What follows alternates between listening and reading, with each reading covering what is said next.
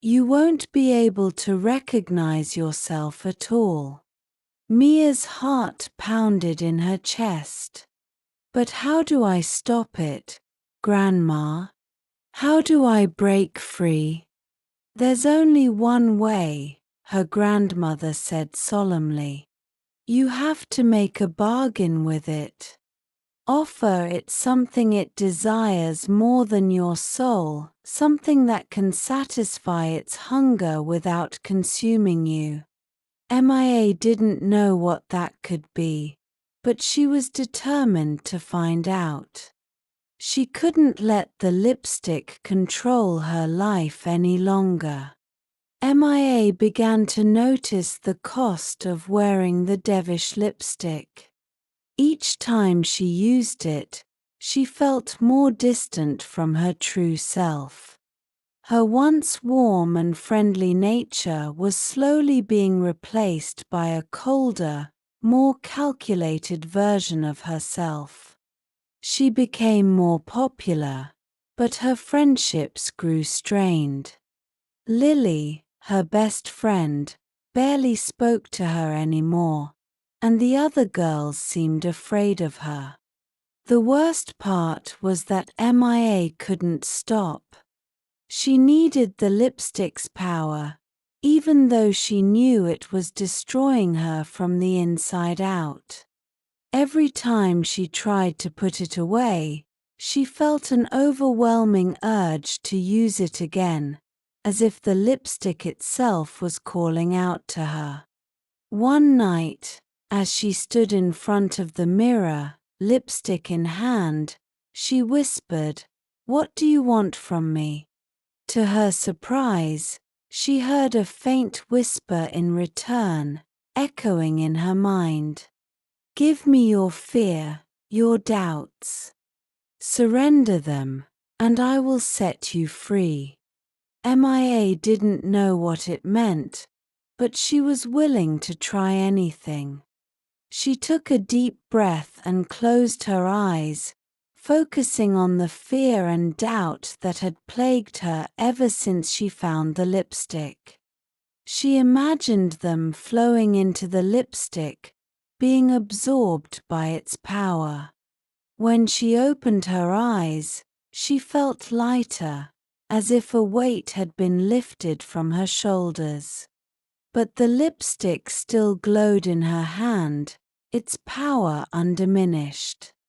The bargain had been made, but the true cost was yet to be revealed. The next day, Mia noticed something strange. The people who had once been drawn to her now seemed indifferent. The compliments and attention that had come so easily before were gone, as if the lipstick power had faded. At first, Mia was relieved. She hoped this meant the lipstick's hold on her was weakening. But as the days passed, she realized that something else had changed. She no longer felt fear or doubt, but she also didn't feel anything else. Her emotions were numb, her heart empty. It was as if the bargain she made had taken more than just her fear. It had taken her ability to feel altogether. Mia's grandmother noticed the change and grew worried. "Mia, what have you done?" she asked, her voice trembling. "I made the bargain, Grandma.